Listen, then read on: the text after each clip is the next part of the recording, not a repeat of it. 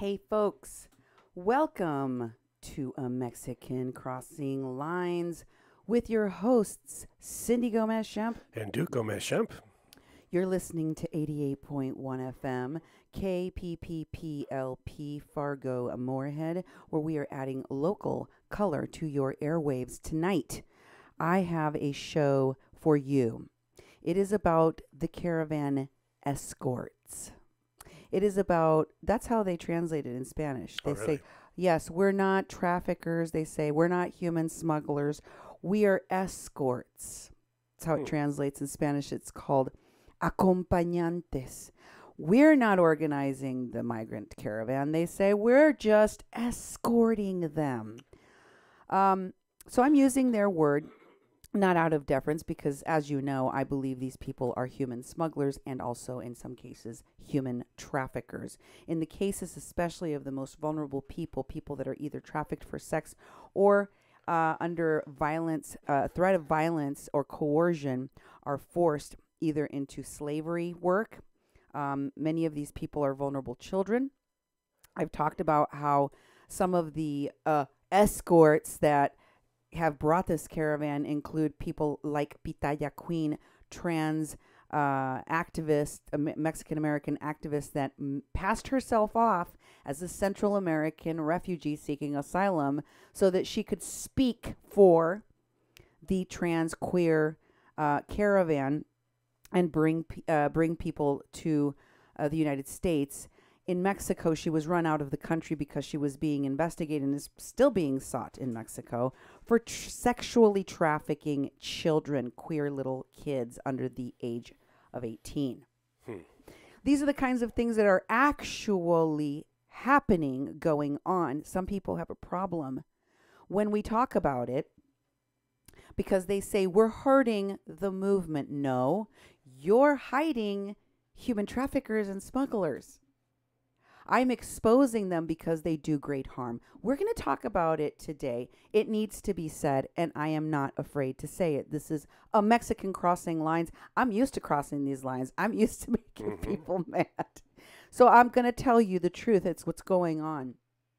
Tonight I'm going to focus on how migrants have been using their children, other people's children, strange children, as human shields so that they can seek asylum in the United States. Again, most of them won't be able to get it. I'll also be talking about how they're sometimes using children that are not their kids, or that they recycle the children. We talked about that in a previous show in which we had some reporting from NPR that confirmed what I've been telling you is happening to some of these kids, many of whom are unaccompanied minors. We'll also talk about how these migrant escorts / coyotes, like the group Pueblos Sin Fronteras, are putting migrant kids and migrants at risk, endangering their lives, putting them at risk. I'll give you some examples. And how these escorts lie about their status as smugglers and try to pass themselves off as escorts, merely escorts. You will cover an Univision report many of you sent to me. Some of you sent me this. My own father called me. My own father contacted me on Mother's Day to tell me that it looked strangely odd, familiarly odd to my father, that this Univision report was covering a lot of the same people I had recently been reporting on and that I had reported on in the past, like the smugglers in the group Pueblos Sin Fronteras. Also, the Univision reporter was basically playing devil's advocate in this piece, which I'm not going to play on our show.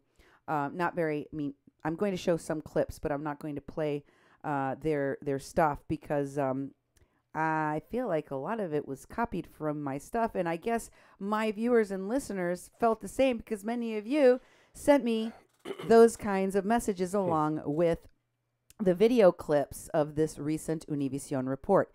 If you folks will recall, when I was en route back home from my trip to Tijuana and California, to the ABS conference, when we were returning, we told you that Univision had been to the Agape shelter in addition to the San Diego Union Tribune. So this is the person that went directly after me and Oscar El Blue Ramirez were there.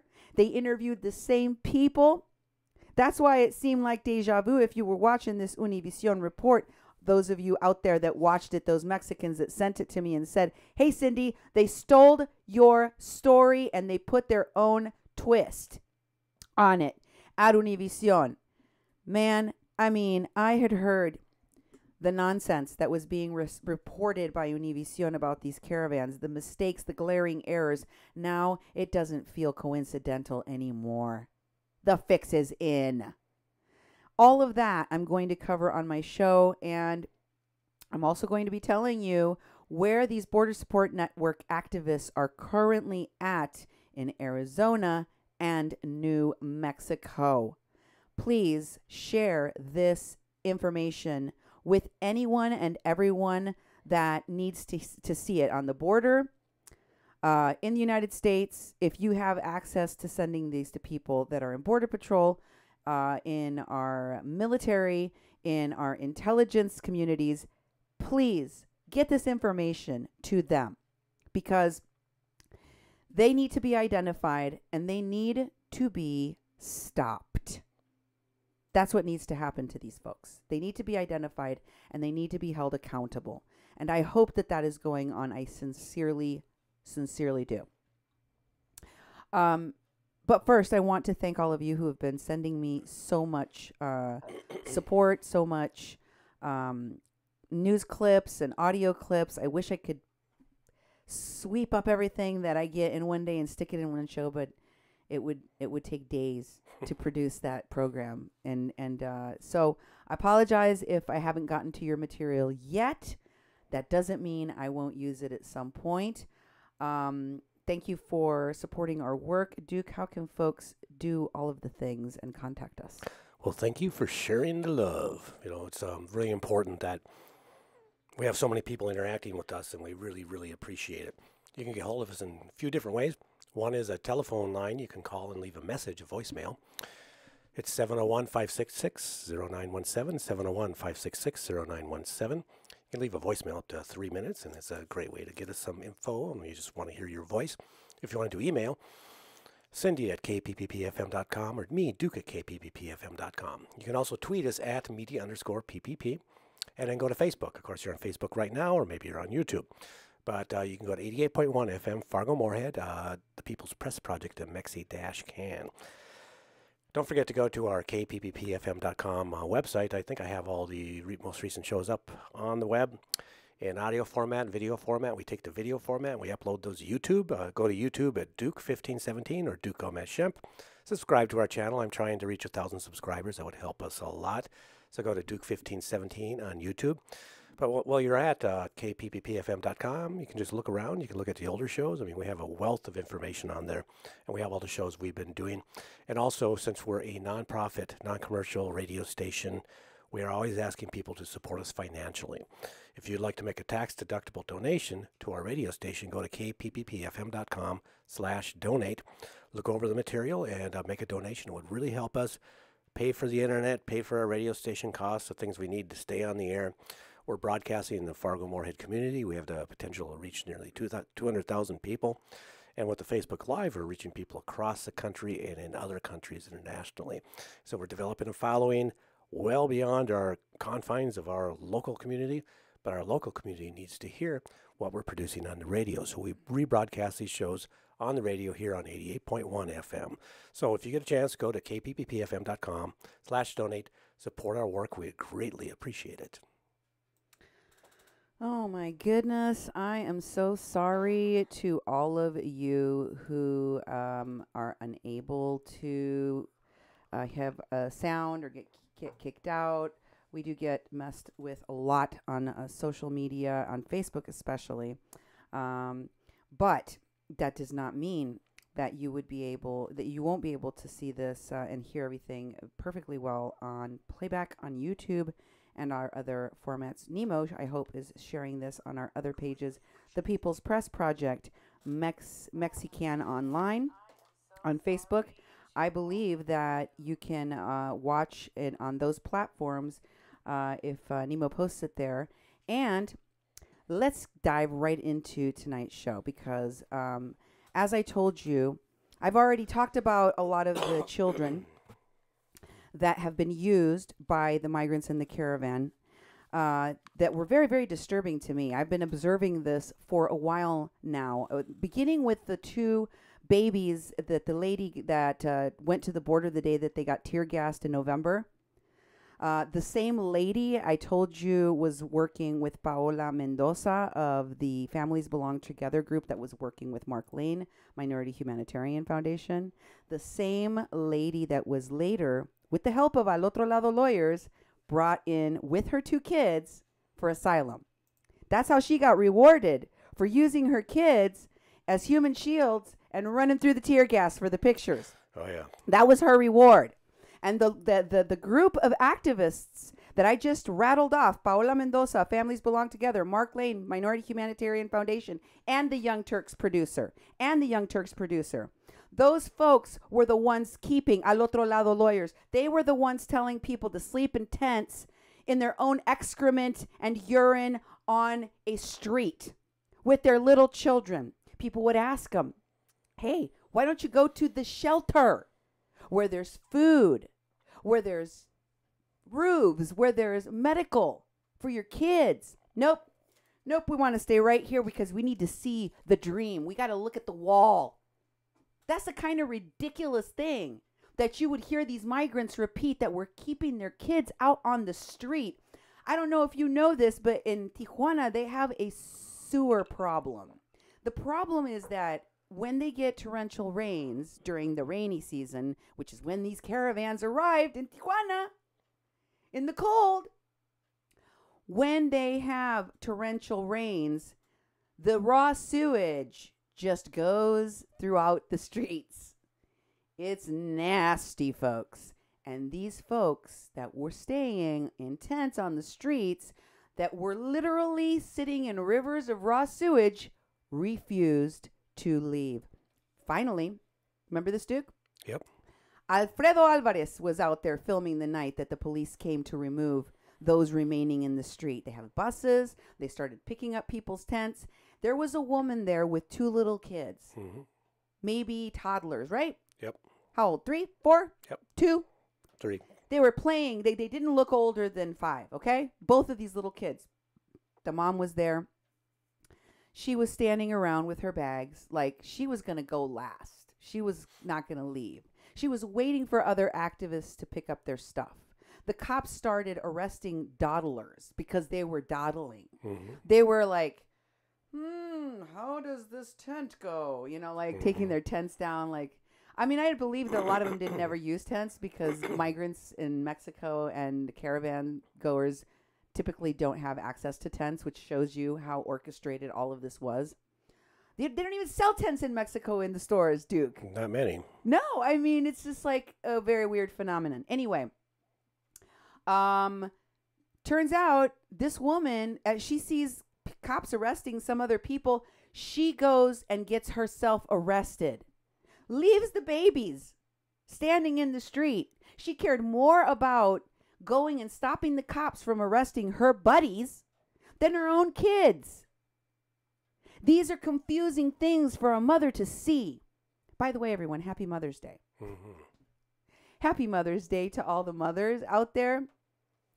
And I know, people have said that I am racist for talking about the differences, but no, listen, folks. I am a Mexican crossing lines. I know the poverty. I know the sacrifices that migrants have made, the majority of which have typically been able-bodied men, working age men. Why? Because they don't want to have to put women who most likely will get raped on the journey, most likely will be impregnated on the journey, most likely could be trafficked, kidnapped, or killed, or their kids. Especially not their kids. So yes, this is very freaking bizarre. We also saw that after they managed to get all of those people out of the street and some of them went to a warehouse called Viento y Marea, Contra Viento y Marea. There was a 2-year-old in there that had liquid in her lungs, beginnings of pneumonia. The doctors were coming in there with Child Protective Services and telling this woman, they're about to take your child away from you. She refused to go to the hospital. She refused to go and get medical treatment for her daughter. You know where she ended up going when they finally convinced her to leave the warehouse that people were pooping and peeing in, that was shut down because of health code violations at the federal level? She went to Enclave Caracol. Yeah, that place me and Oscar went to. She went to Enclave Caracol because they got a free clinic there for the migrants. Of course, they don't let reporters in to that building. Yep. I didn't even try. Neither did Oscar. But these folks, after our visit to Enclave Caracol, al otro lado lawyer, Nicole Ramos, who refused to give me an interview, who didn't want to answer my questions, said I went to Mexico to harass her.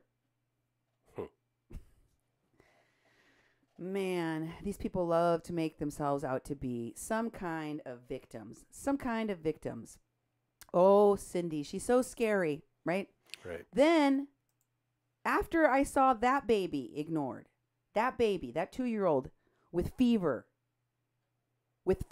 of 102 point something, almost 103 for days, with liquid in her lungs that the mom refused to take. I was asking myself this question a lot. I kept asking myself, would I let my child die? Would I let my child die? Would I drown my own child? And you know what? I'm reminded of the wisdom of the Bible. Do you remember the story of the 2 women? How King Solomon solved the mystery of whose child it was? When 2 women came before the wisest man in the history of mankind, according to the Bible. These 2 women who had had children at the same time almost, they birthed 2 children. One of them had rolled over her own baby at night and killed it. And she decided she would just steal the live baby of the woman that also had given birth nearby while that woman was sleeping and put her dead baby in its place. And when the other woman woke up, she and this woman were brought before King Solomon. And Solomon said, I know how to solve this problem. Split the baby in half and give half of it to one of the women and the other half to the other woman. Yep. And immediately the mother of the child said, give it to her. Give her the child. Give her my child. Give it. Why? Because the mom doesn't want any harm to come to her baby. First and foremost, she is going to protect her baby. Her baby, right? When you see folks repeatedly doing things like this, you got to ask yourself, are those babies their babies? And if they are their babies, are these people crazy? Why would you do this to your own child? Let me show you what I'm talking about. This is bizarre. This is just bizarre. I'm going to translate it for you. This is a Honduran woman. What you are about to see is an interview on Univision with Mr. Jorge Ramos, in which a Honduran woman who has recently, she claims, just had another baby, and she claims that her mother, the baby's grandmother, basically, her mother decided to take her toddler to the United States.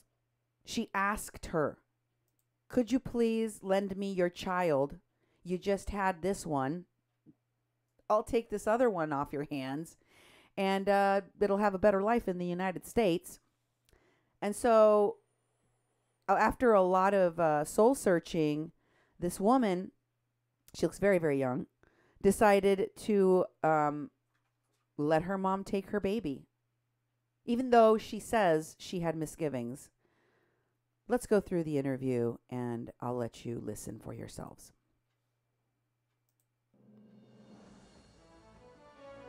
El gobierno de los Estados Unidos ha separado al menos a government of the United 2.500 States niños de sus padres. has Pero se separated imaginan a una niña more de than 2 años 2,500 solita children. frente a una jueza de inmigración.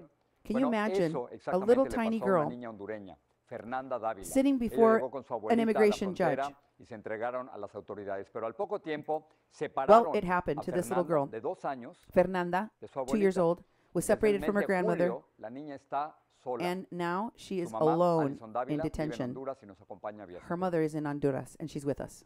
Alison, muchísimas gracias por estar aquí con nosotros. Y déjame Thanks for comenzar being por with el us, principio. Allison. Let's start Tu at the hija, beginning. Fernanda, Your daughter llegó Fernanda con tu mamá, con arrived la with abuela de her. Fernanda hacia los Estados Unidos. I need you to turn down the volume on Jorge Ramos and on these people a little bit more, because when I'm translating simultaneously, their voices being almost at the exact same level as mine makes it so that most people that are listening cannot hear it. A finales de julio. At the end of Después July, fueron separadas. they ¿Cómo were es que tu separated. hija How did your daughter llega a Estados Unidos? arrive in the United States? ¿Cómo toman esa decisión? How did she even, how did you decide it? Bueno, mi mamá 5 meses antes. 5 months earlier, my mother pidiéndole por favor que le begged me to lend her my child para llevársela. so she could take her. Que en 2 meses me mandaba a traer That a mí a la otra niña. She would bring me in 2 months Yo after, no and my quería other baby. dejársela. I didn't want her Pero to ella take me her, dijo que- but she que told le me hiciera el favor porque ya to quería do pasar. this favor for her Y le because it would be decía que no. easier for her to cross Cuando yo tuve a with a mi child. niña, me When I operaron. had No my podía baby, I tener had a las dos cesarean. niñas. I En couldn't eso take me care dijo of mi both mamá of the que se la babies. iba a llevar So my mother told me she would porque take her era un mejor futuro para ella. to give her a better Alison, future una in the vez que United llega States. tu mamá y So tu hija your a la mother- frontera, ¿qué es lo que ocurre? I'm going to need you to turn down their voices a little bit more because they're still too loud, Okay. and I think it makes it hard for the listeners to hear them. Con ellas dos? What happened to both of them? Migración las tomó y Migration took both of them. un día después las A day separó. later, they were separated from each Cuando other. mi mamá estaba When my mother was in la prisión, prison, la niña estaba dormida. the little girl Cuando was las sleeping, separaron. and that's when they separated Ya, them. Exactamente no le dijeron a ella cómo las iban a They didn't separar, tell them ni dónde iban a llevar a how la they would niña. separate them Mamá no or where they sabía were going to nada take que la her. niña She didn't estaba en know otro lugar. she didn't know anything about where my ¿Has tenido algún my tipo de daughter went. comunicación con Fernanda? Fernanda es Have muy you spoken pequeña, to hay Fernanda? She's very little. descripciones, There are muy descriptions duras that are very de cuando harsh Fernanda that está en say una that corte de inmigración. when ¿Tú puedes Fernanda is in comunicarte immigration con ella? court, ¿Has have podido you hablar been con able to ella por communicate with teléfono? her ¿Entiende Fernanda on the lo que está phone? ocurriendo? Does she understand what's happening? Sí, yo hablo Yes, I miércoles y viernes con la niña speak with her por Wednesday and videollamada, le Friday llama al trabajador social. through a Y, social worker. pues, la niña no sabe, She solo doesn't- tiene 2 añitos y She ella doesn't no sabe, understand. She's only 2. todavía está inocente. She's innocent. Sí, ella más o menos sabe porque But ella llora bastante. She cries a lot, Ella so she quiere knows verse con something. mamá.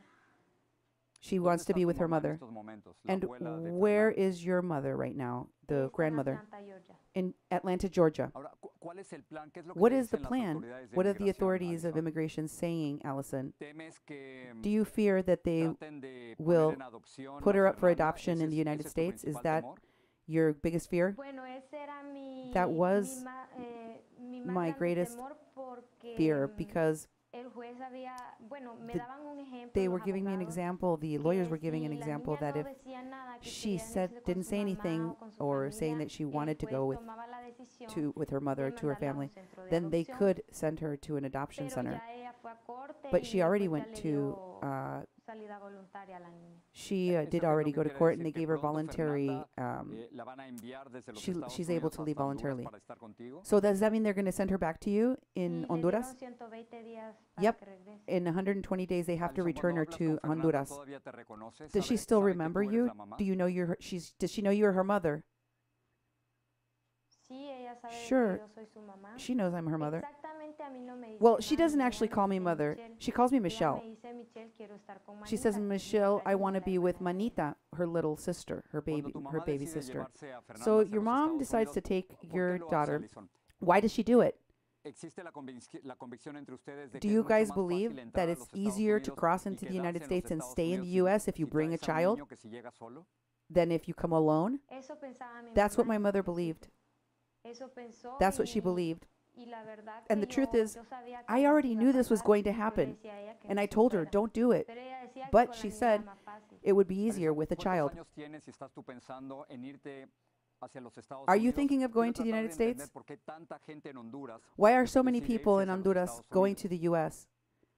Yo tengo 21 años. I'm 21 years La old. verdad, yo no The quiero truth is irme that para I do Estados not want to go to the Nunca U.S. me ha llamado la I have never atención really irme wanted to go. y no me llama la atención. It's not Y something I no want to sé, do. fíjese, la verdad, And the truth is that la gente people decide irse por decide el to go problema because económico. of economic Aquí issues. el trabajo es muy escaso. There's not a lot of work here.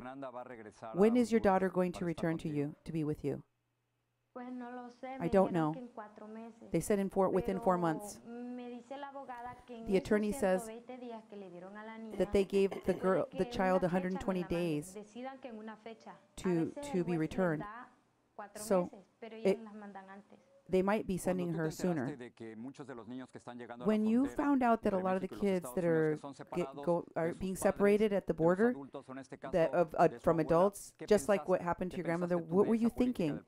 What did you think of that policy of Trump's? Mal, está muy mal It's bad. porque It's very bad. ni un niño se merece esto. No child deserves Porque los niños that son, because children are o sea, los enferman psicológicamente. they Los damage them niños son psychologically. bastante, los enferman, pues, They damage them y ellos no psychologically, merecen esto, and they don't porque son deserve that. niños de 2, 3, There are 4 only 2, años que 3, todavía 4 necesitan estar con sus children that papás. they need to be with their parents. You say that they get sick, huh? So, do you believe that Fernanda has already psychologically been damaged? By psychologically, yes. Bueno, yo no I- he notado I haven't really nada noticed diferente a la niña, pero mi anything mamá different in habla her, con but my ella y mom, ya who no es lo talks to mismo, her, ya no says habla that con she ella, doesn't talk to her anymore. no platica con She ella. doesn't talk like she used to.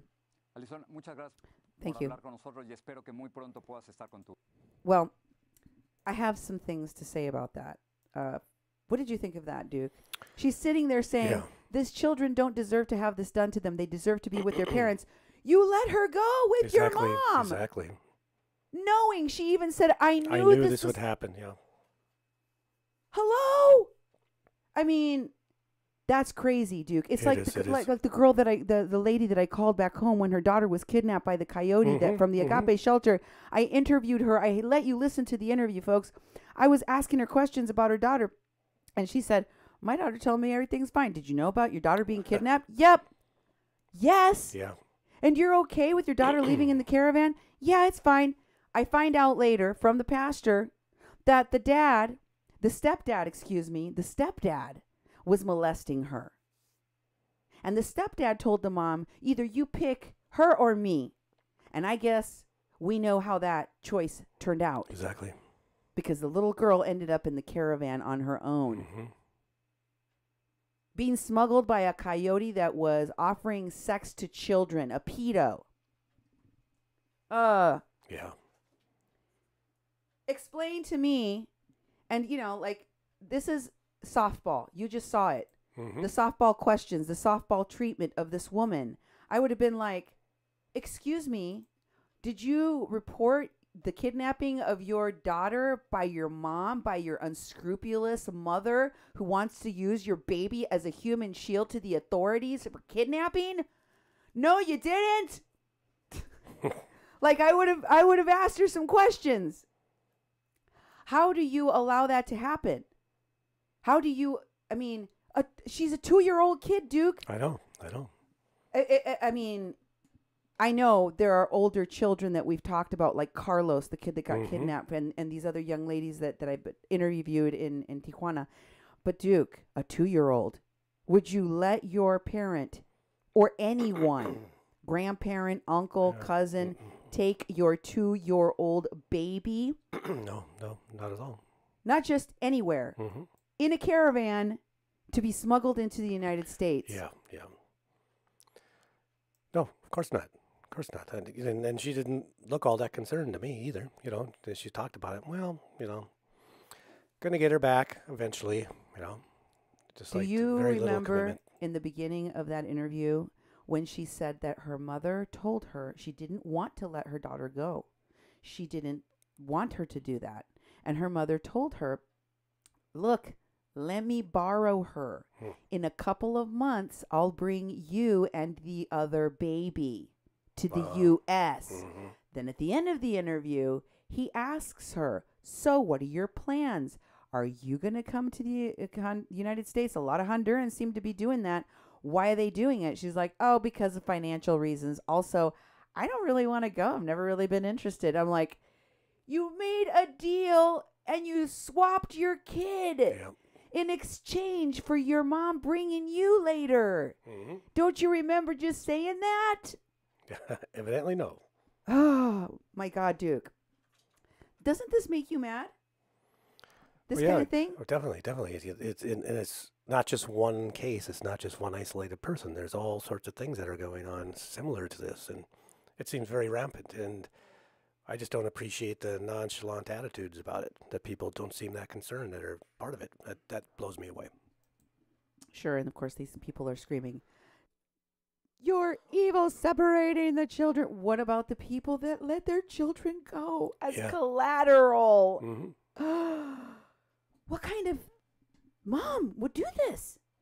We've seen babies. Duke, you watched the video of the baby running away from its mother, screaming in horror because it didn't want to go in the inner tube. It didn't want to go in the water.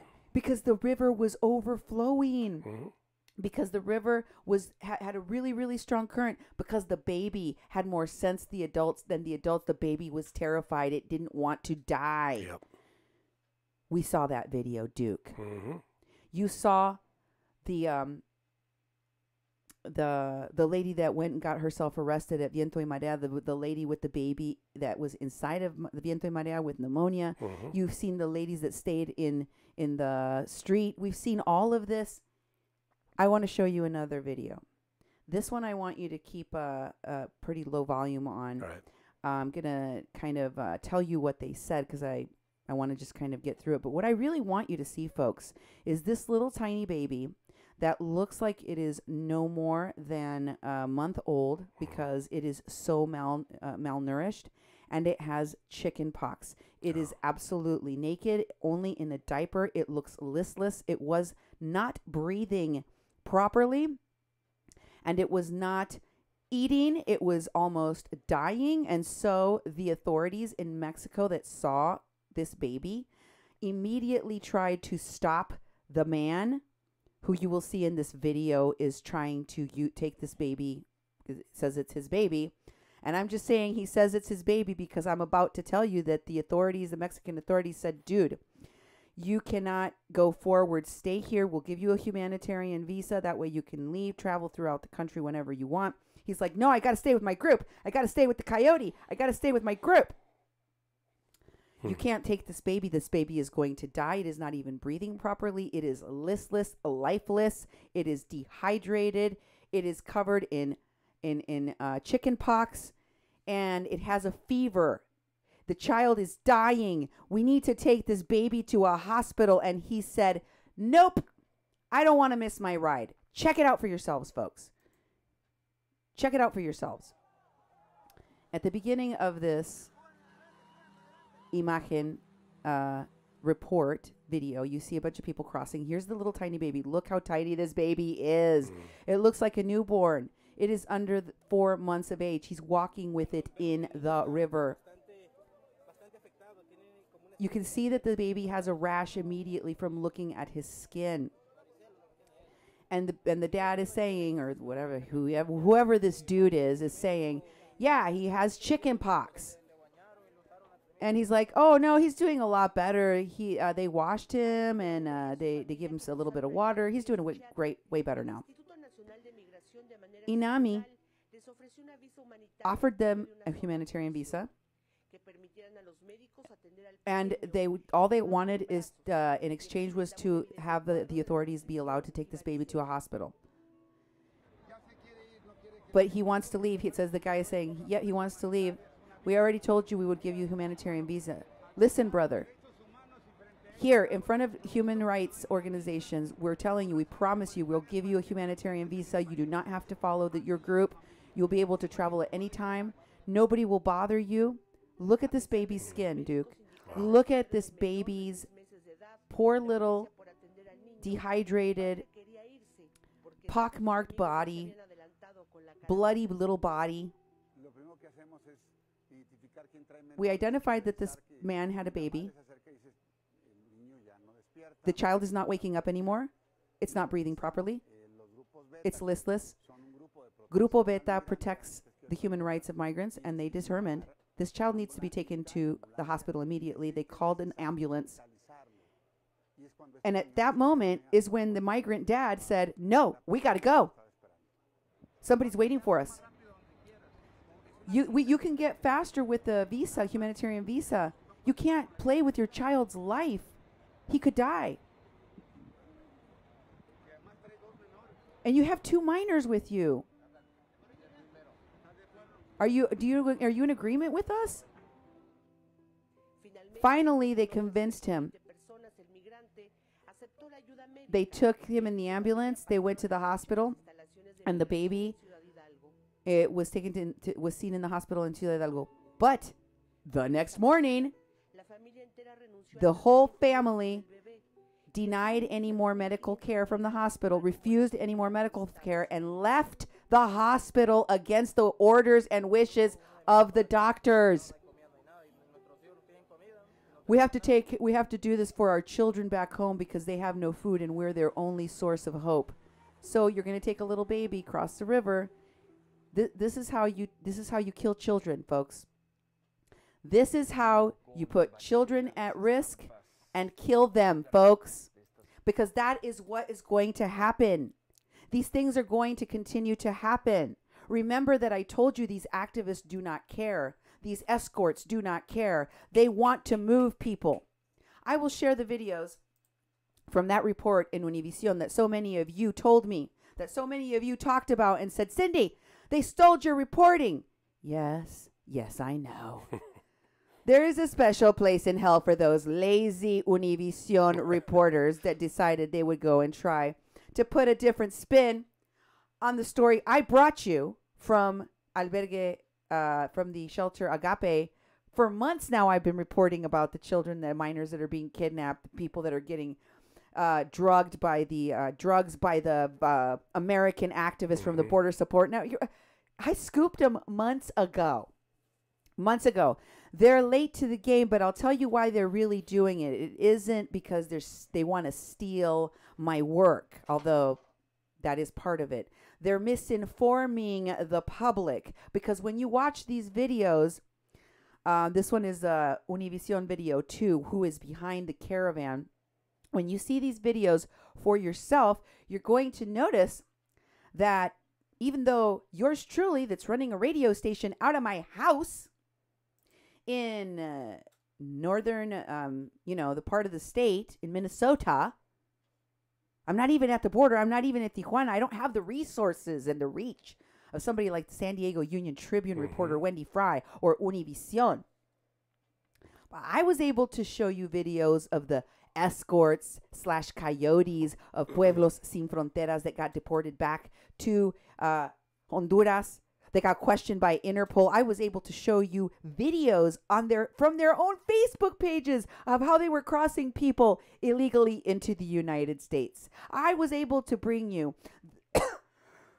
their posts from Facebook where they talk about their crime and show you video clips of these people that escort the caravan, even advising people to fake family units in their videos, advising the shutdown of highways like they did in Irapuato, and hijacking vehicles by force to move the caravans faster because they didn't have buses. So they hijacked vehicles. I've showed you what these escorts really do. And this reporter from Univision couldn't find any evidence of that. So she just did a report where she talks to Irineo Mujica and she talks to all of these different people like Bartolo Fuentes and Ulises Ortiz and what's his name? Alex. Oh, no, that's Alex Cohen. ¿Cómo se llama? Darn it, kids. I forgot his name. But I'll go through all of their names here in a minute when we go through. They couldn't find any evidence of all of these people's connection to Antifa, to BAM, to Border Support Network, Evan K. Duke, to all the people that are on that leaked list of people being investigated by Interpol and Homeland Security. This Univision reporter is just like, why do you suppose you're being investigated? And he's like, I don't know. I swear on my mother.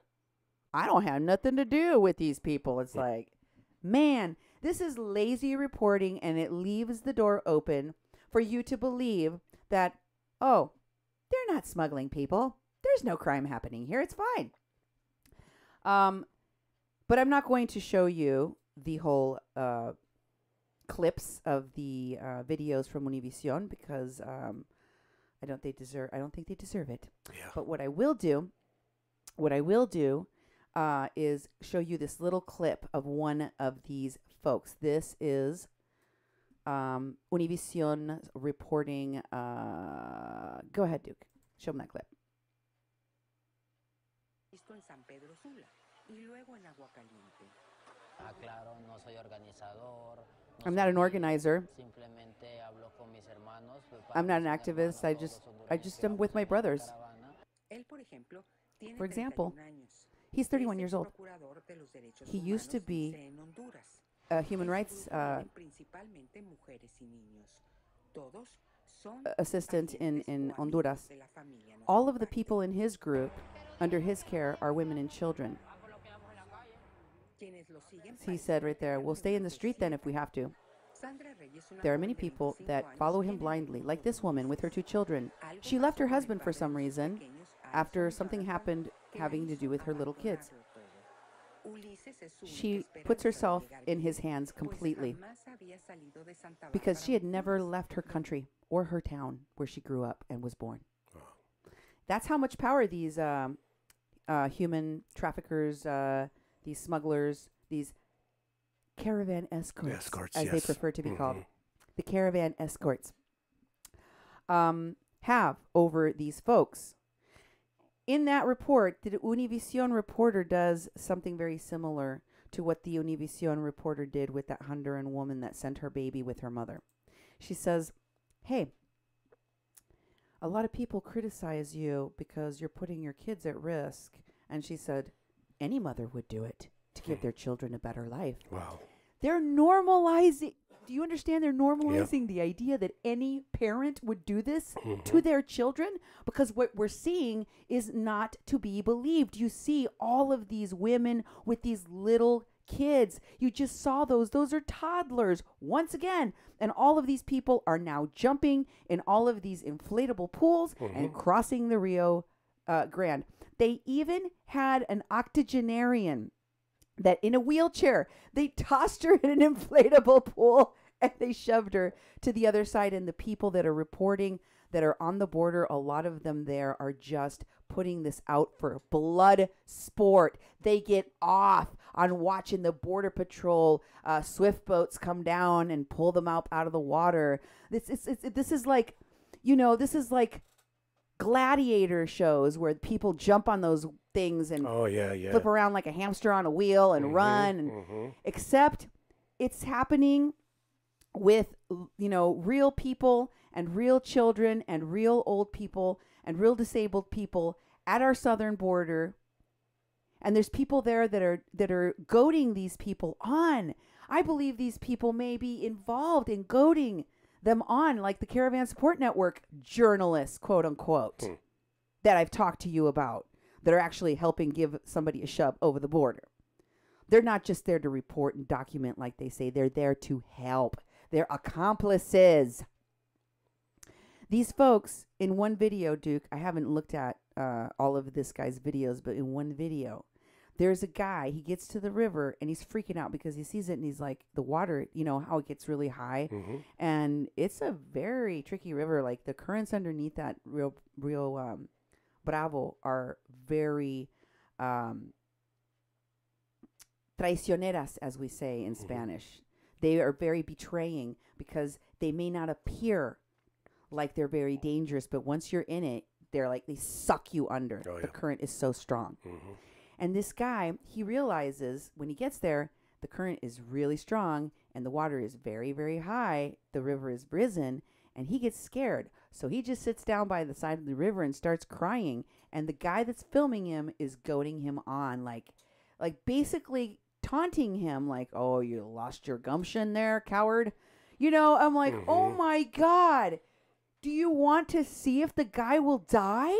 Do you want to catch a death on film? Is that what you're doing? Probably. Is that what we're doing now? Mm-hmm. Like, this is sick. It's disgusting. I can't believe that people are using this as a form of sport. And it's crazy because it is happening every, like, they had, how many boats did they have out there, Duke? How many inflatable pools? It's crazy. I've seen them every day, you know. They're gigantic. And they even bring them back sometimes. They bring them right back and use them again. Yep.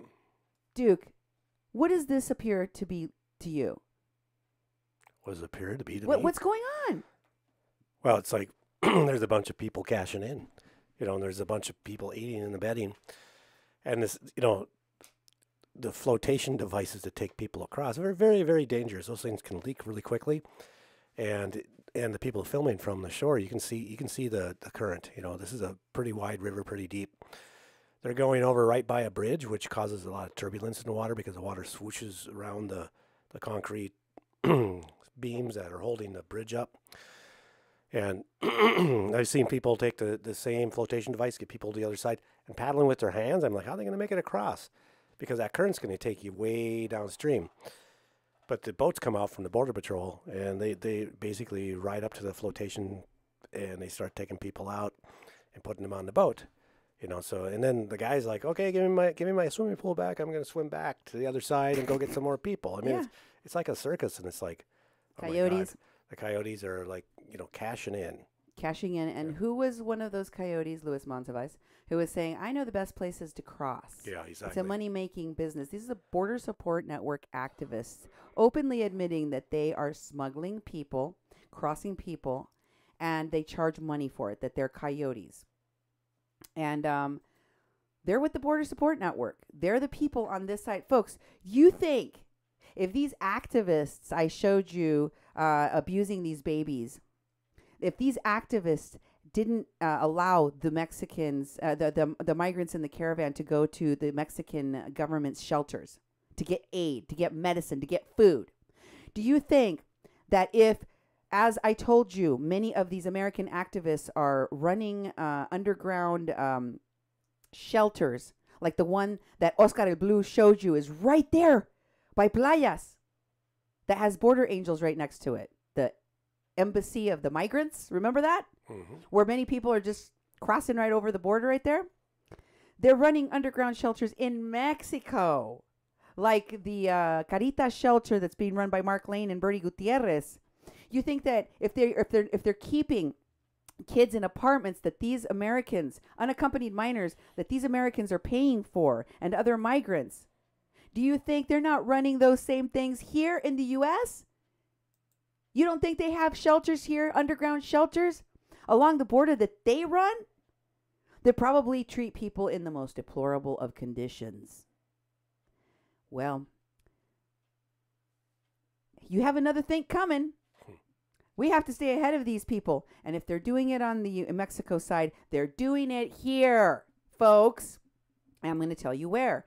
But this guy, Bartolo Fuentes, I want to show you. Here he is in front of that shelter, Viento y Marea. He was interviewed by these folks. He's part of this, group of Caravan Escorts. Yeah. Pueblos Sin Fronteras leaders. Denied, of course, in this interview that he had anything to do with anything like that. Those people here don't care about it. They try to put the spin in the story from these people. Here's another Bartolo Fuentes picture. Here he is sitting in front of the reporter.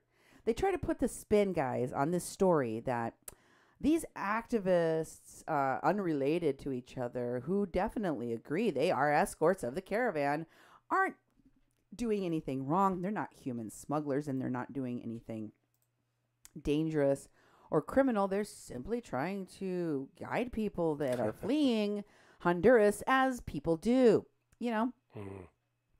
And putting the spin on it that, you know, there's been caravan goers happening for decades now. Everybody knows about it. They started with the Via Crucis, And nobody talked about it. But then Donald Trump became president, and he started tweeting about the caravans, and lo and behold, they all started coming. So Trump was really the first caused the caravans to come. And I was like, what? I mean, I heard this redonkulous theory expounded upon by these stupid activists in the past.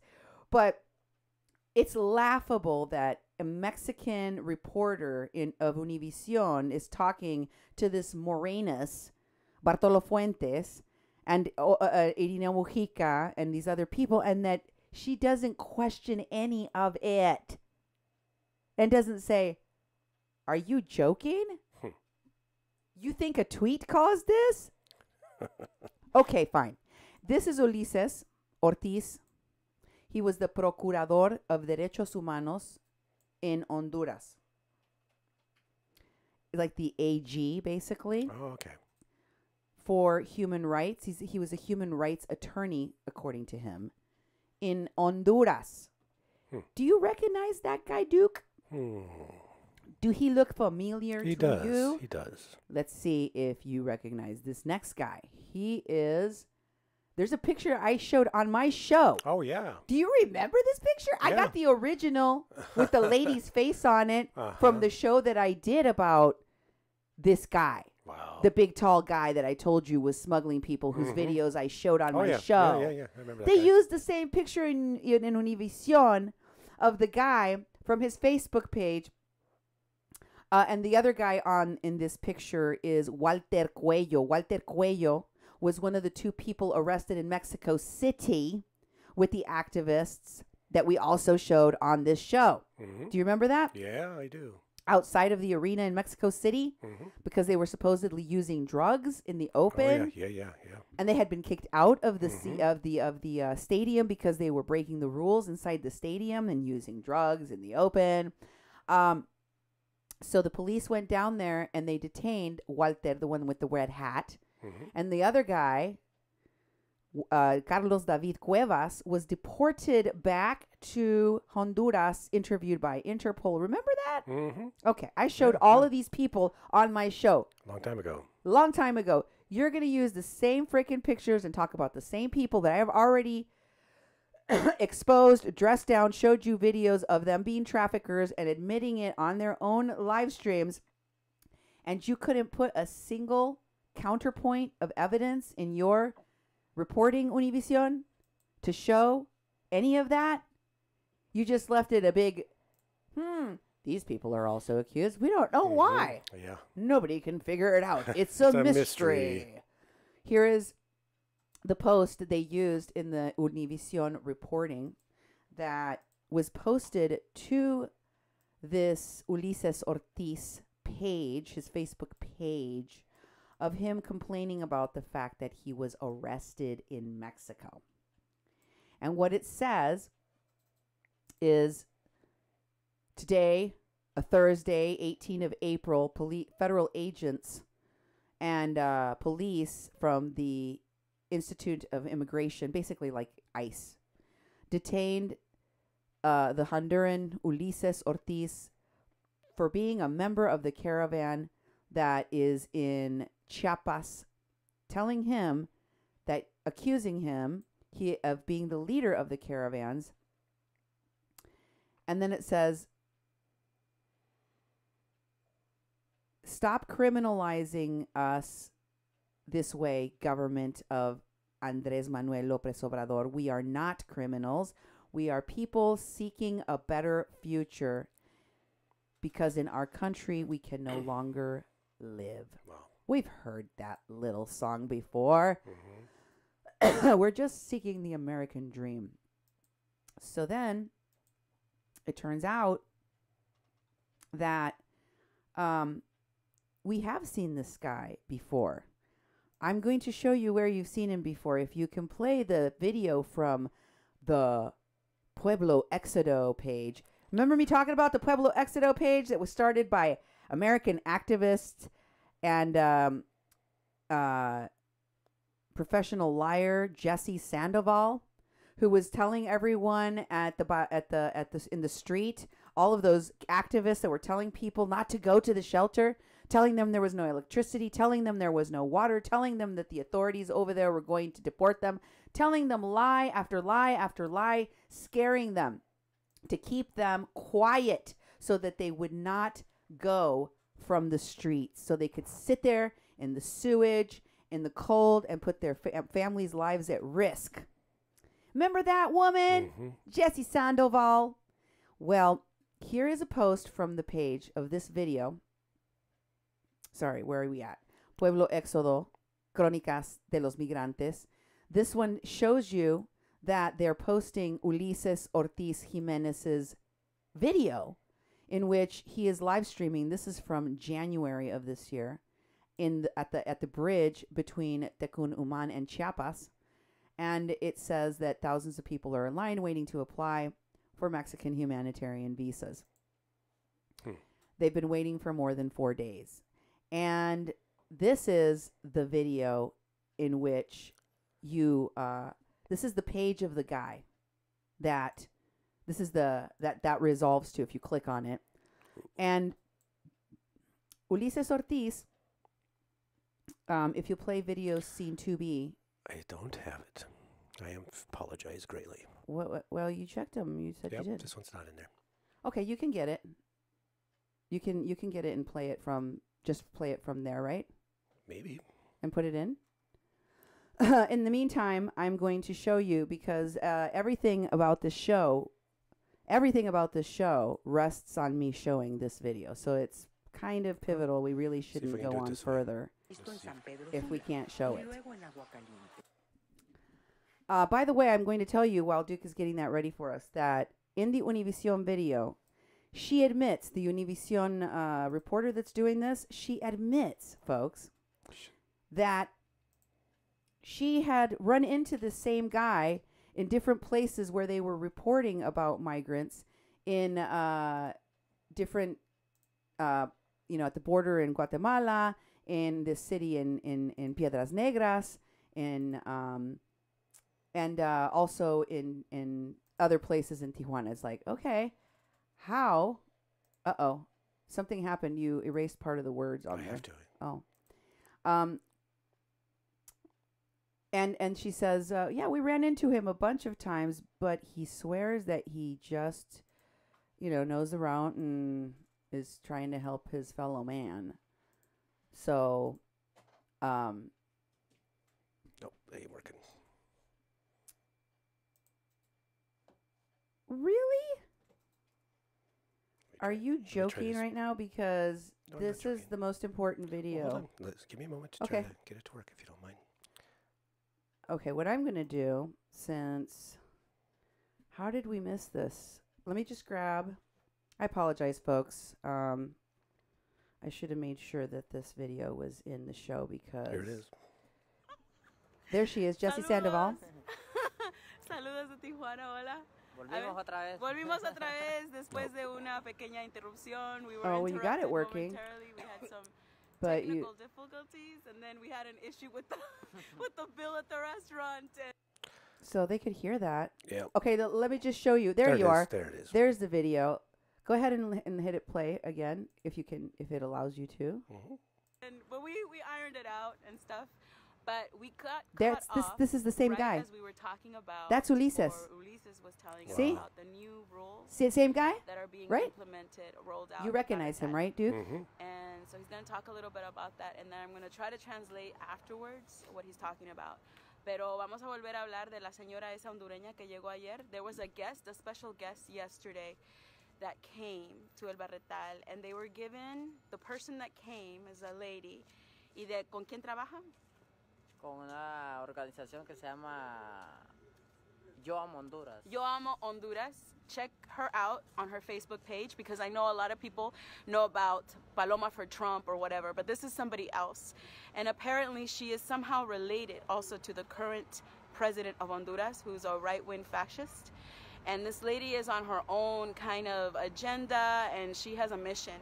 She's definitely against Honduran immigration, and she's definitely not a friend of the caravan. So we're right now trying to figure out why she was... Do you want to know how I know that Jessie Sandoval is lying in this video? How? Because her lips are moving. And this is what she does all the time. Seriously, every single time she is talking, she is lying. Mm-hmm. The woman was lying about what was going on at El Barretal. She's lying about Eva Fernandez, the lady that ran for president in Honduras. I did a whole show showing her Facebook posts, publications. She has several different newsletters and publications about Honduras. She's worked with Senator Pataki's office. She's been in politics here in the United States. She's very well known. She did meet with the previous president's administration and the current president's administration to try to help people that migrate have their human rights respected and protected. Eva Fernandez, I showed you, she does not work for Juan Orlando Hernandez. She does not. She's not against migration. She actually was helping the migrants in the caravan, and they threatened her life. Pueblos Sin Fronteras thugs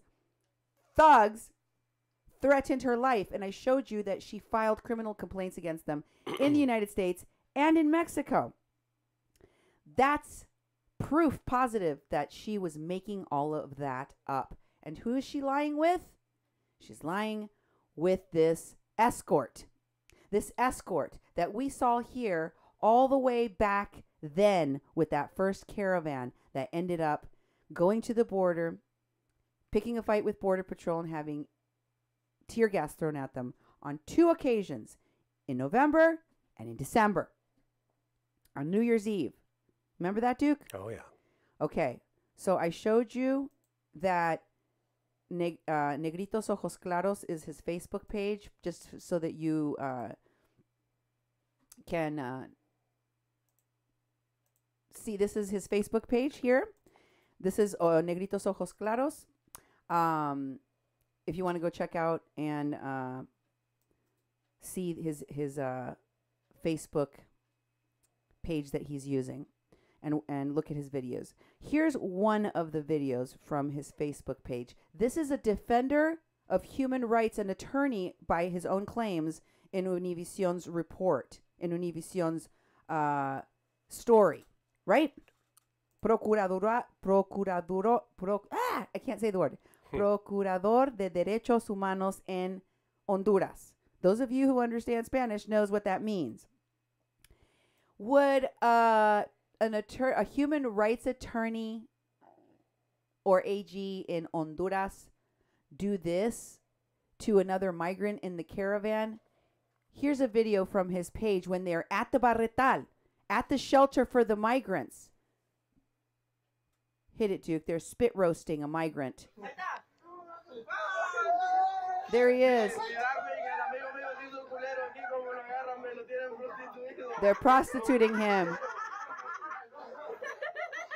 That is Mr. Ortiz pulling a migrant's head into his groin, like he is forcing the migrant to give him fellatio. Wow. That a human rights advocate to you? No. Duke, Not at all. Duke, how does Univision miss this? How is Univision so estúpidos que no pueden ni siquiera buscar en sus muros, en su video? I pulled this up. How long did it take me to pull this up today? Oh, not very long, and we played it before, months ago. I mean, we showed this in a previous show. They are either lazy or they are complicit. That is what I think. Here is the reporter. I went to her Instagram. Escobas is her Instagram, if you could. That's Nora Phillips she's posting about, because she interviewed her. Escobosac. Escobas C. Her name is Carmen Escobosa. This is the reporter that did this. She also interviewed Nora Phillips from Al Otro Lado. Tonight, she says, I'll be interviewing this woman who's got a target on her back. We'll ask her what she thinks. Why is she being persecuted by the American government? You know, guys, I hate to say it. I really liked Jorge Ramos. I really liked Univision. Now I know they're scammers and liars. Now I know. They're scammers and liars. And in this third part of the video, they're talking to all of these escorts, Irineo, all these people that claim, oh, no, I'm not doing anything wrong. I have a little clip for you to see because this piece is super important.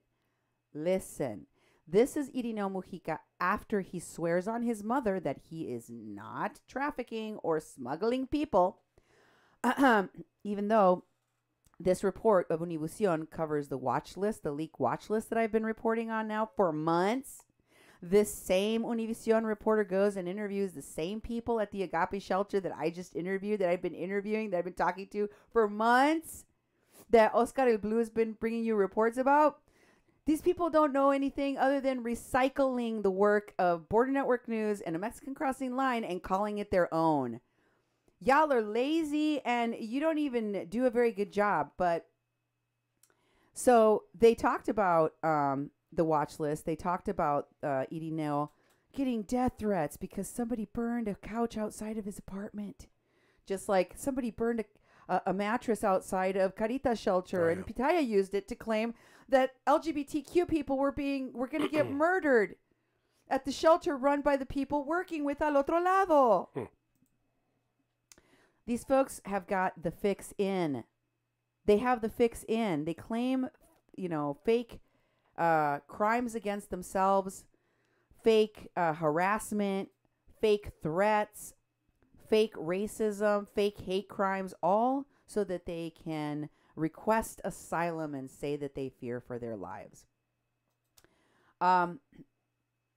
This video has a very interesting clip of Irineo saying that he's taking a break from coyoteing for a while.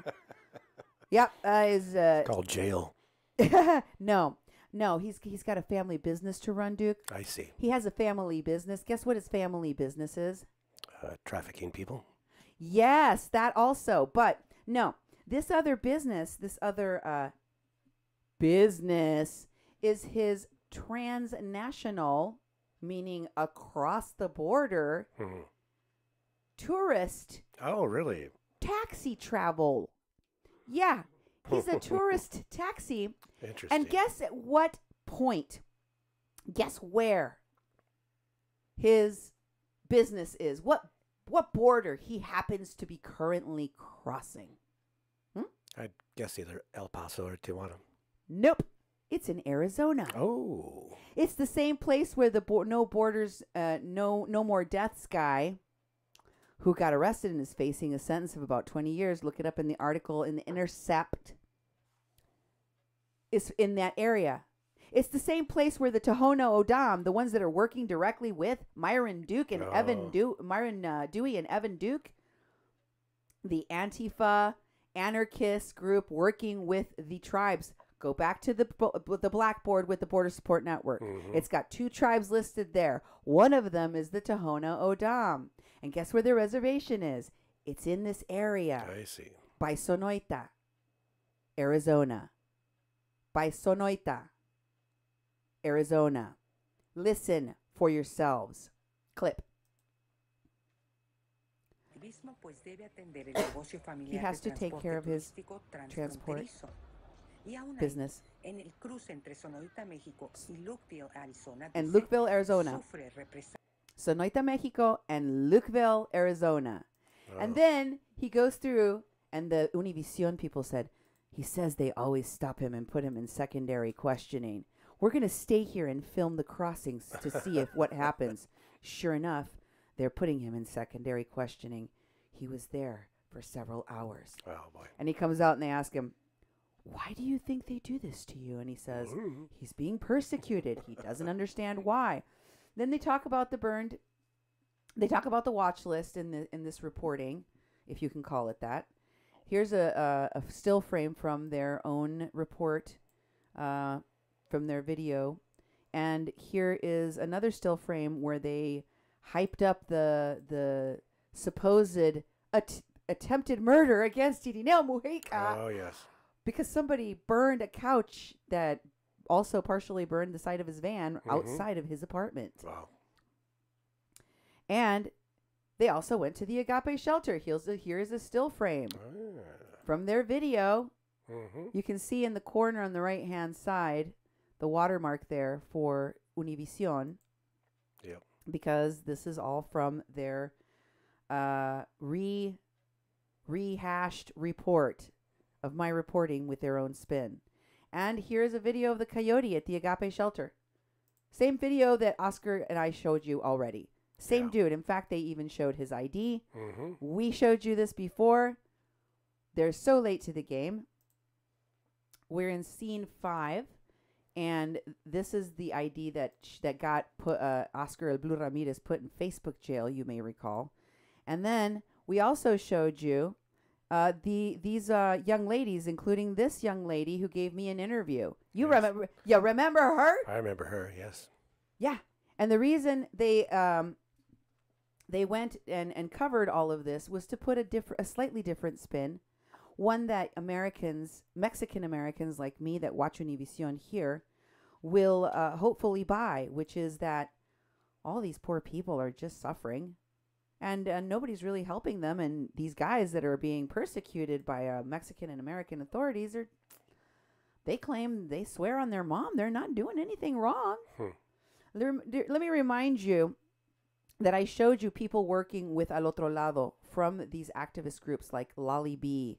We're posting this piece of paper, Asylum is in your hands, which coaches people, asilo en tus manos, it says in Spanish, which coaches people on the 5 things that you need to do to pass your credible fear interview.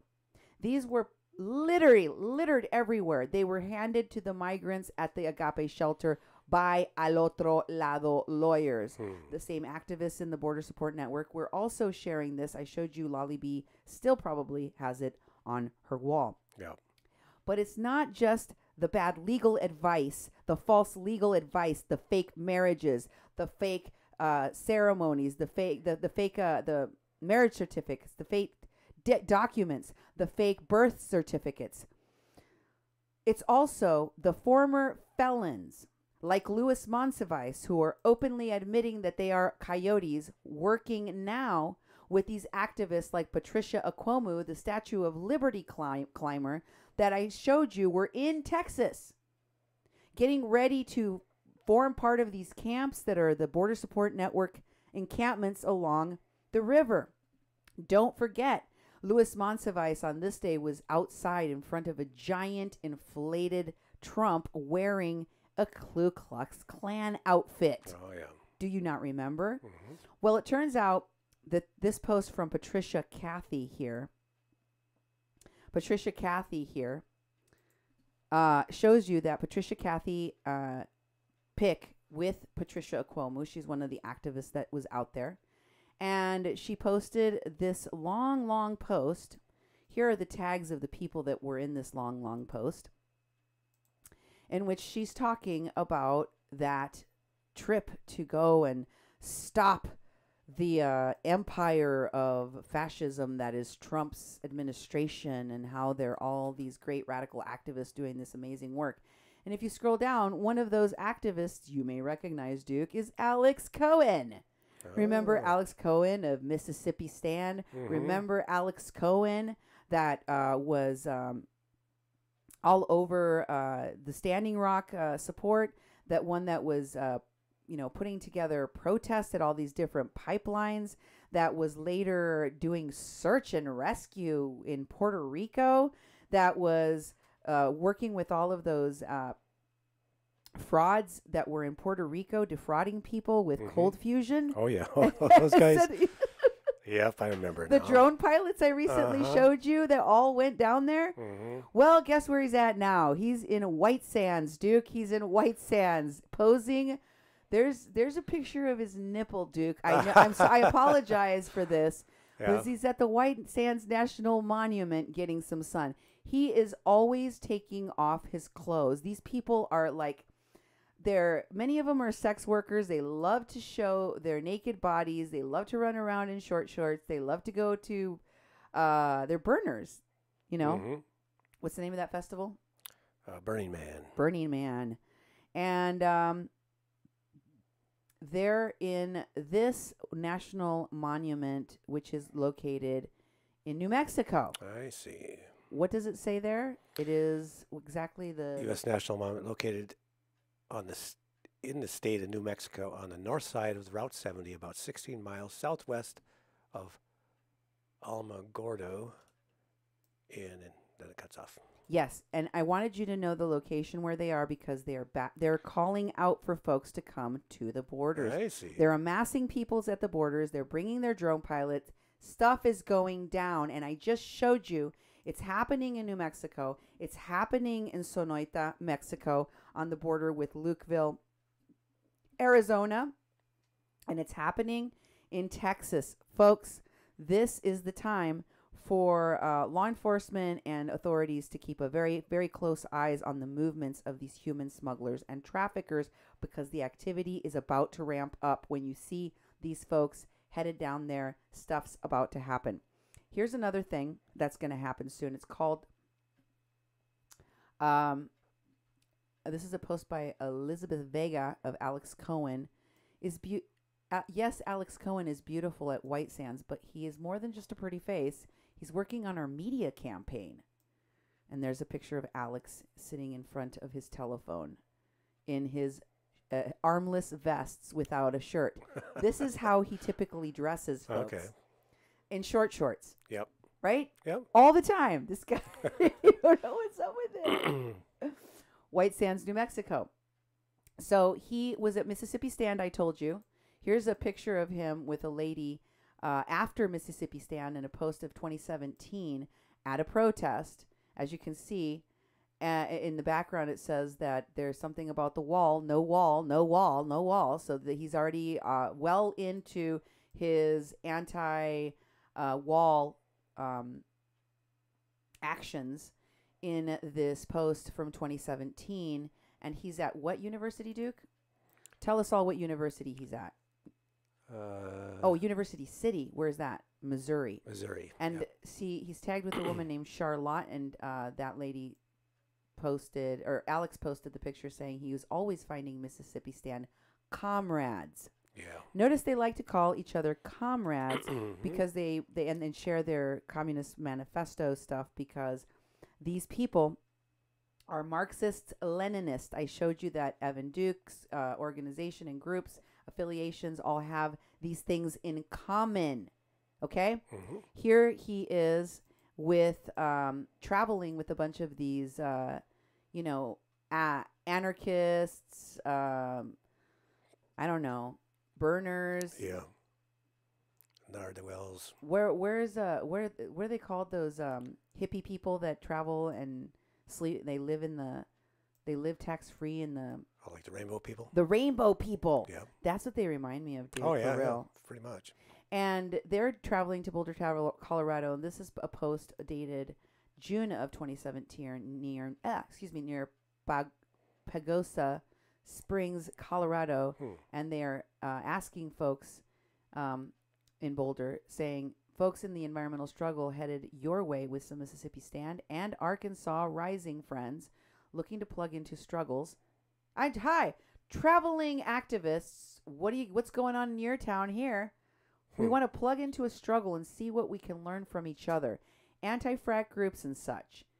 We can offer nonviolent civil disobedience. We can get arrested, and we can teach you how to get arrested. Exactly. We can break the law, and we can teach you how to break the law, and nonviolent direct action trainings as well. Anyone in Boulder, Colorado County water protectors? Oh, yeah. From Standing Rock? Because that's what these folks are. Here he is with the Black Flag Search and Rescue Group, which we told you, all of these organizations that were out there were defrauding people.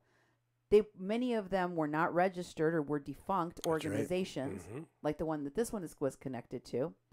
And they were pushing all sorts of junk science and raising funds off of cold fusion and solar panels and all sorts of nonsense. And just so that you know that Alex definitely is part of Black Flag, here's a post that he made Oh, wait. Before you take that one down, can you go to the right? So he's got a shirt that says Black Flag Search and Rescue. Yeah. But I want to show people he's actually in Puerto Rico. He is in Lomas, Puerto Rico in April 16 of 2018. Okay. I showed and proved, yes, he was there. He was doing rescue work. What is his background in medical or first aid training? None, but they don't care. That doesn't matter. That's right. They don't need to have that. They're not there to help anyone anyway. They're just there to raise money for their next adventure. These are professional bums. They drive around. They sleep in people's houses. They go and get arrested for causes, and people feed them. Here they are on August 10 of 2018. And he's like, look who I found in St. Louis. Never thought this reunion would happen in my city. He's from St. Louis, Missouri. Not back in Puerto Rico. He's like, I never thought I'd find people from Puerto Rico in my city of St. Louis, but here's the SAIL relief team. Here's the Black Flag Search and Rescue team. Somebody from the team drinking coffee with Edgar Oscar Ruiz in the Mocabe's coffee house. Imagine that. Yep.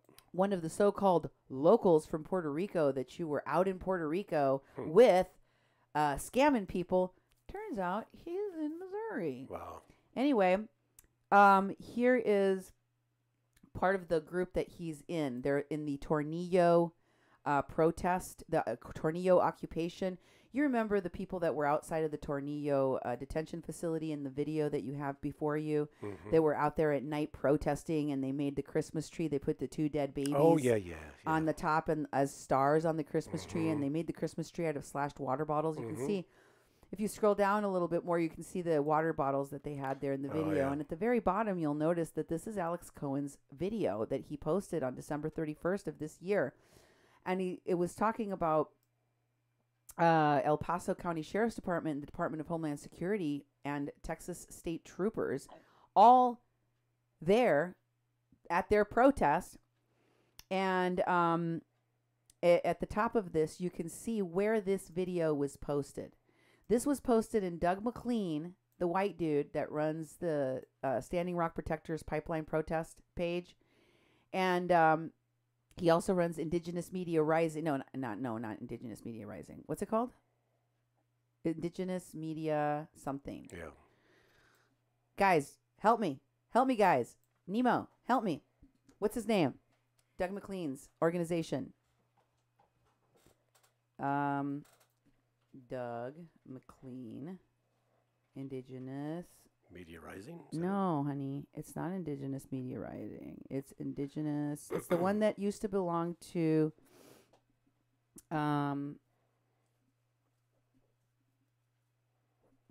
it's the one that used to belong to William Hawke. Yeah. I can't remember the name of it.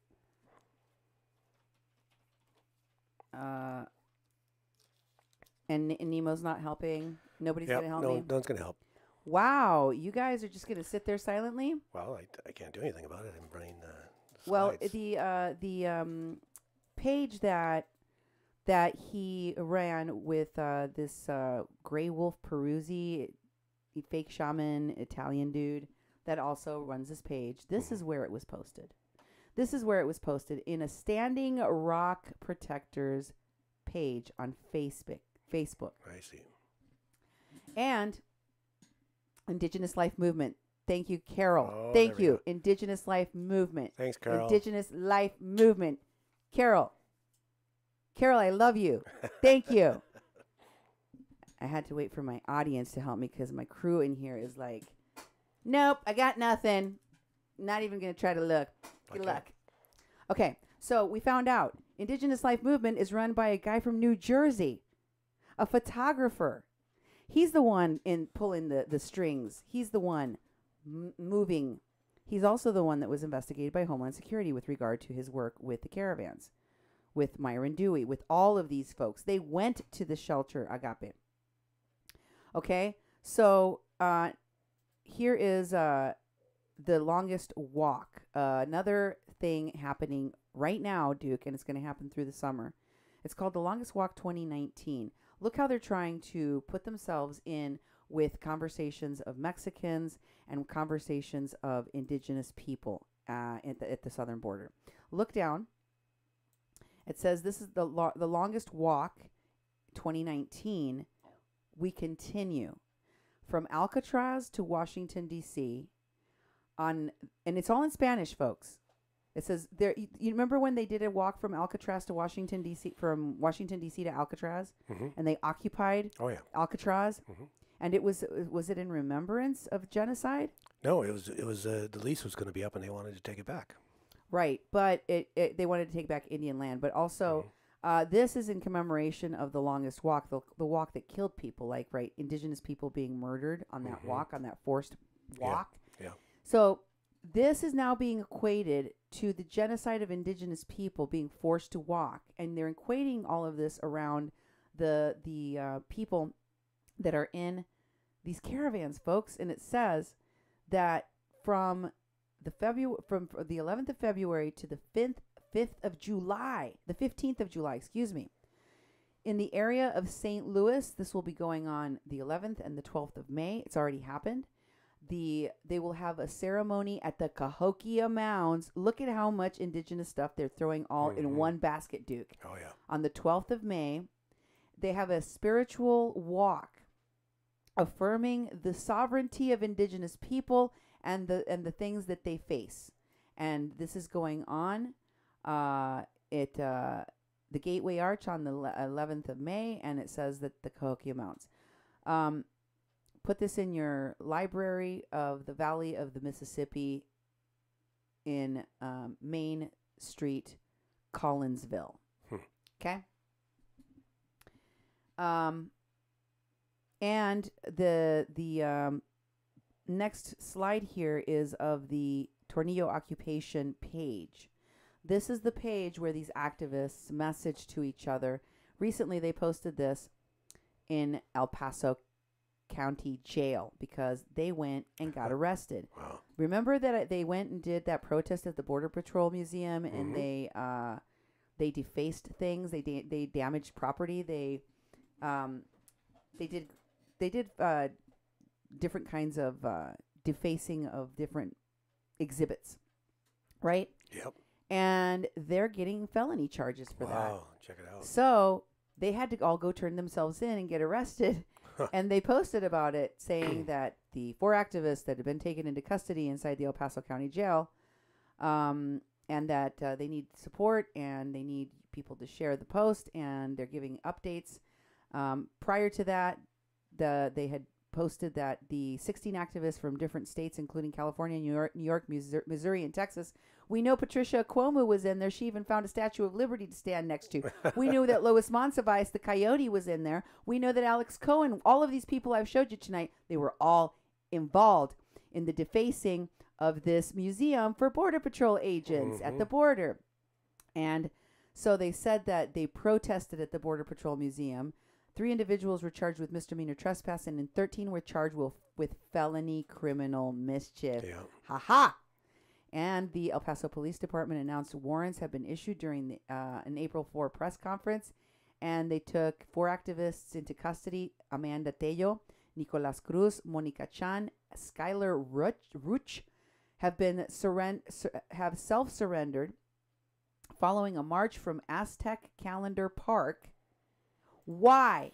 Why are you going to put a bunch of non-Mexican activists and make sure you put them in front of the Aztec calendar so that you can usurp the voices of real Mexicans like Oscar El Blue Ramirez, my voice, Anthony Agüero's voice? You want to take the information we are providing as Mexicans, knowing the truth about what's happening in the places where we were born, where we were raised, like in Texas where I was born, in places in Mexico where we have lived and been raised, like in Mexico City where I was raised, and tell us that you know more about our issues than we do? AstroTurfers, hijackers of the issues. Look at their fundraiser, Duke.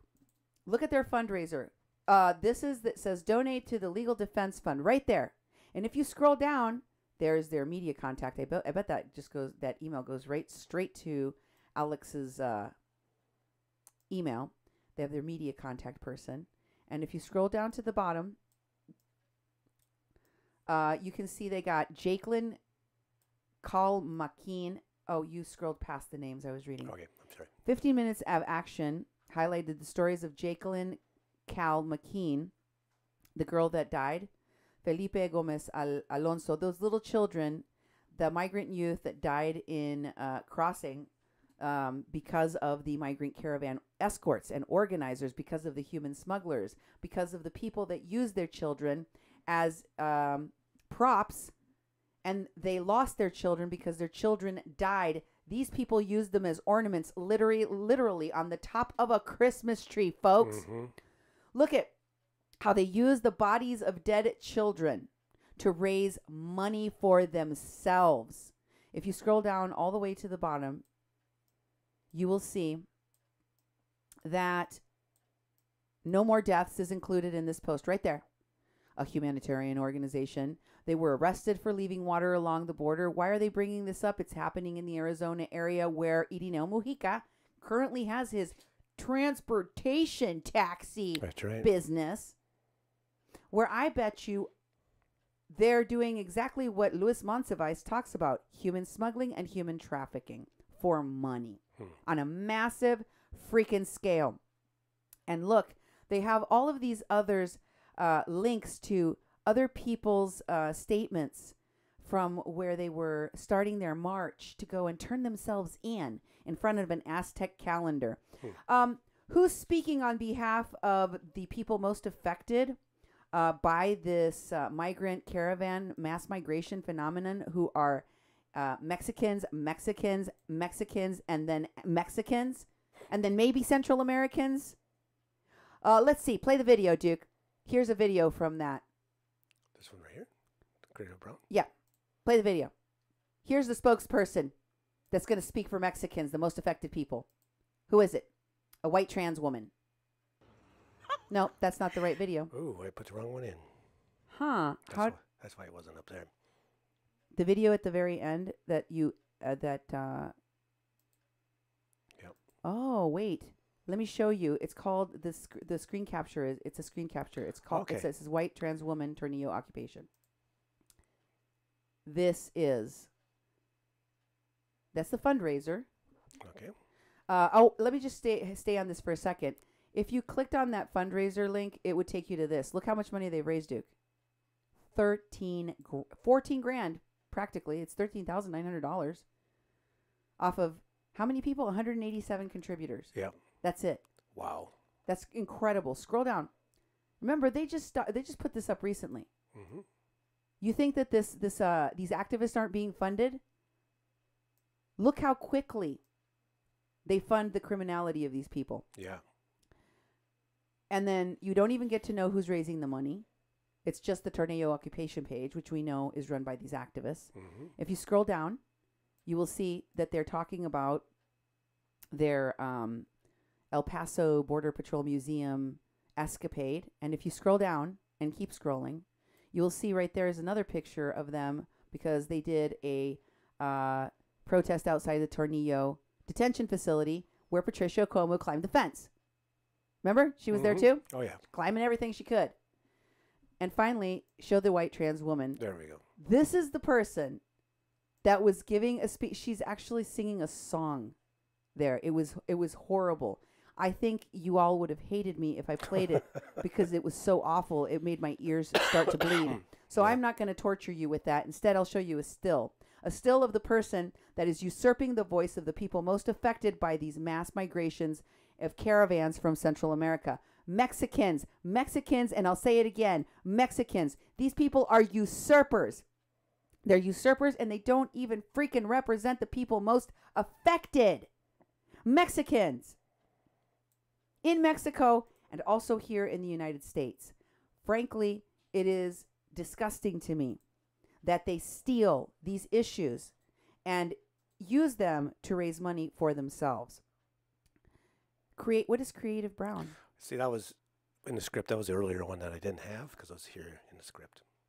In the wrong place. Sorry about that. In the wrong spot, but you did have it in there. Yep, wrong place. So you had it in there all along. It was just at a different place. Mm-hmm.